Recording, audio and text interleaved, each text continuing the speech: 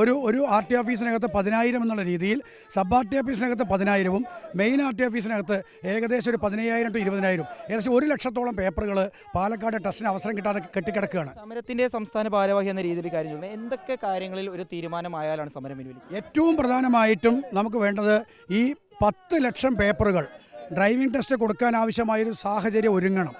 അതോടൊപ്പം തന്നെ ഡ്രൈവിംഗ് സ്കൂളുകൾക്ക് പ്രവർത്തിക്കാൻ ആവശ്യമായ രീതിയിൽ ഈ 15 വർഷം പഴക്കമുള്ള വാഹനങ്ങൾ ഒഴിവാക്കണം എന്നുള്ള ആ ഒരു മറ്റേ ഒരു വകുപ്പ് അത് തീർച്ചയായിട്ടും പിൻവലിക്കണം. കാരണം കേരളത്തിലെ 90% ഡ്രൈവിംഗ് സ്കൂളിനകത്തും ഉള്ള വാഹനങ്ങൾ 15 വർഷം കഴിഞ്ഞ വാഹനങ്ങളാണ്.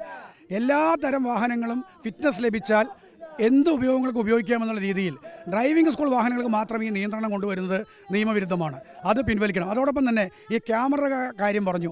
ഈ ക്യാമറകൾ ഈ പറയുന്ന 60,000-ഓളം ഡ്രൈവിംഗ് സ്കൂൾ വാഹനങ്ങളിൽ ക്യാമറ പിടിപ്പിക്കുന്നതിനെക്കാട്ടിലും ഒരു 86 ക്യാമറകൾ മോട്ടോർ വാഹന വകുപ്പ് വാങ്ങിയാൽ തീരാവുന്ന പ്രശ്നമേ ഉള്ളൂ.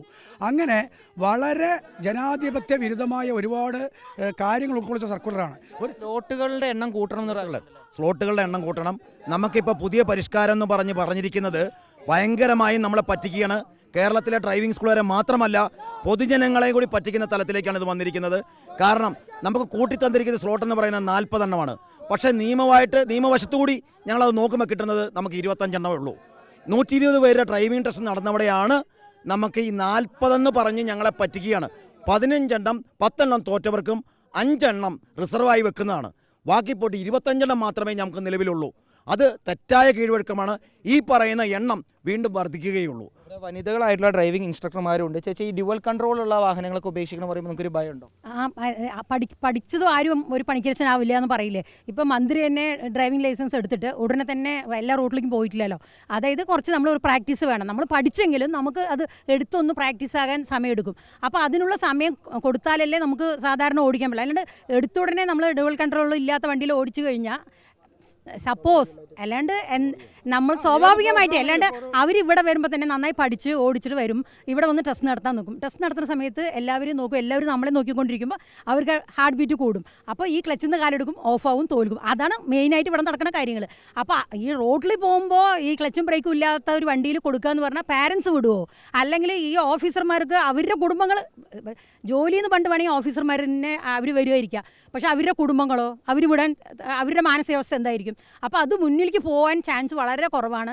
അപ്പോൾ അത് കാരണം പറയാമെന്ന് വെച്ചാൽ ഇപ്പോൾ ലേണേഴ്സ് എഴുതിയിട്ട് 6 മാസമായി ലേണേഴ്സ് എഴുതിയിട്ട് ആൾക്കാർ കാത്തിരിക്കുന്നുണ്ട്. അവർക്ക് ഇനി 2 മാസത്തെ കാലാവധിയേ ഉള്ളൂ.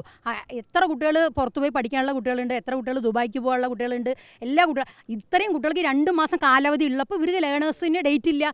ഇനി ഡേറ്റ് ഉണ്ടെങ്കിൽ തന്നെ അത് 1 മാസം ഇപ്പോൾ ഡേറ്റ് ഒന്നും കൊടുത്തില്ല. പിന്നെ മെയ് മാസത്തിൽ 3 മാസം മുമ്പാണ് മെയ് മാസത്തെ ഡേറ്റ് നമ്മൾ എടുത്തു വെച്ചത്. ആ 3 മാസത്തിലെ 27-ാം തീയതി വരെയുള്ള ഡേറ്റ് ഫുള്ളായി അവർ തന്നെ സ്ലോട്ട് കളഞ്ഞു.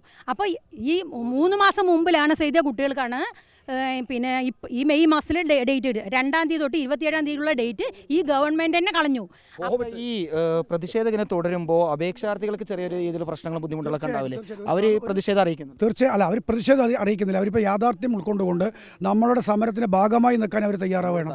അപ്പോൾ നമ്മുടെ കുട്ടികൾ പറഞ്ഞിരിക്കുന്നത് ഈ സമരത്തിലേക്ക് ഞങ്ങൾ കൂടി വന്നോട്ടെ എന്നുള്ള രീതിയിലേക്ക് അവർ നമ്മളോട് കാര്യങ്ങൾ അറിയിച്ചുകൊണ്ടിരിക്കണം. ഇതിൻ്റെ യാഥാർത്ഥ്യം അറിയാം. ഈ 2-ാം പ്രാവശ്യം ഇറക്കിയ ഓർഡർ, ഈ ഇളവുകളുണ്ടെന്ന് പറഞ്ഞ് ഇറക്കിയ ഓർഡറിനകത്ത് 8-ാമതൊരു വ്യവസ്ഥയുണ്ട്.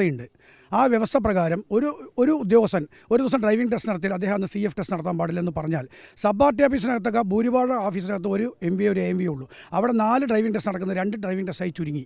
അതേപോലെ മെയിൻ ആർ ടി ഓഫീസിനകത്തൊക്കെ 2 ബാച്ച് ടെസ്റ്റ് നടന്നത് 1 ബാച്ചാക്കി ചുരുങ്ങി. അപ്പോൾ ഈ മന്ത്രി ഇളവല്ല തന്നിരിക്കുന്നത്, നമ്മളെ ശിക്ഷിക്കുകയാണ് ചെയ്തിരിക്കുന്നത്. അതോടൊപ്പം തന്നെ dual control system central motor vehicle rule 24(5) പ്രകാരം മോട്ടോർ സൈക്കിൾ ഒഴികെയുള്ള എല്ലാ വാഹനങ്ങളിലും ഡുവൽ കൺട്രോൾ സിസ്റ്റം വേണമെന്ന് പറയുന്നുണ്ട്. എന്തിനാണ് ഈ dual control system? Driving test സമയത്ത് ഡ്രൈവിംഗ് വിദ്യാർത്ഥികൾക്ക് ഉണ്ടാകാവുന്ന അവരുടെ ആ മെൻ്റൽ സ്ട്രെസ്സിൻ്റെ ഭാഗമായി ഡിസിഷൻ മേക്കിംഗ് പവർ നഷ്ടപ്പെടുമ്പോൾ അവർ ഉണ്ടാക്കാവുന്ന അപകടത്തിൽ നിന്ന് ഈ വാഹനത്തെയും ഉദ്യോഗസ്ഥനെയും വിദ്യാർത്ഥിയെയും രക്ഷിക്കാൻ വേണ്ടിയിട്ടാണ് ഡുവൽ കൺട്രോൾ സിസ്റ്റം. എത്രയും പെട്ടെന്ന് ചർച്ചകൾ നടത്തിയതിലൊരു തീരുമാനമുണ്ട്. തീർച്ചയായിട്ടും ചർച്ചയെ ഞങ്ങൾ സ്വാഗതം ചെയ്യുകയാണ്. പക്ഷേ ഒരു ചർച്ചയും ചെയ്യില്ലെന്ന് പറഞ്ഞുകൊണ്ട് ഈ ബഹുമാനപ്പെട്ട മന്ത്രി ഈ കേരളത്തിലെ ഇല്ല. ഇപ്പം ഇദ്ദേഹം ഇങ്ങനെയൊരു സമരം നടക്കും. ഇതിപ്പോൾ 9-ാം ദിവസം. ഇതുവരെയും ഏതെങ്കിലും തരത്തിൽ ഒരു ചർച്ചയ്ക്ക് വിളിച്ച് നമുക്കൊരു സമവായം ഉണ്ടാക്കണം എന്നൊരാഗ്രഹം ഇവരുടെ ഭാഗത്ത് ഉണ്ടായിട്ടേ ഇല്ല. അതിൻ്റെ അർത്ഥം എന്താ? നിങ്ങളെല്ലാം തന്നെ കുത്തുവാള എടുത്തോട്ടെ എന്നുള്ളത്. അതുകൊണ്ടാണ് ഇന്നിവിടെ നമ്മൾ കുത്തുവാള കഞ്ചി സമരം നടത്തുന്നത്. ഡ്രൈവിംഗ് സ്കൂൾ ഉടമകൾ മാത്രമല്ല, കേരളത്തിലെ 1.5 ലക്ഷത്തോളം വരുന്ന തൊഴിലാളികളുടെ കുടുംബങ്ങളും ഇന്ന് പട്ടിണി സമരത്തിലാണ്. അതുകൊണ്ട് തന്നെയാണ് ഞങ്ങൾ 13-ാം തീയതി കേരളത്തിലെ മുഴുവൻ ഡ്രൈവിംഗ് സ്കൂൾ ഉടമകളും തൊഴിലാളികളും അവരുടെ കുടുംബങ്ങളും സംയുക്തമായി സെക്രട്ടേറിയറ്റിലേക്ക് നമ്മൾ മാർച്ച് നടത്താൻ തീരുമാനിച്ചിരിക്കുന്നത്. ഇത് പ്രതിഷേധ മാർച്ച് മാത്രമല്ല, ഞങ്ങളുടെ വിഷമത്തിൻ്റെ, സഹനത്തിൻ്റെ, ഞങ്ങളുടെ എന്താ പറയുക, സഹനം നെല്ലിപ്പലക കണ്ടു കഴിഞ്ഞു, അതിൻ്റെ ഒരു മാർച്ചാണ്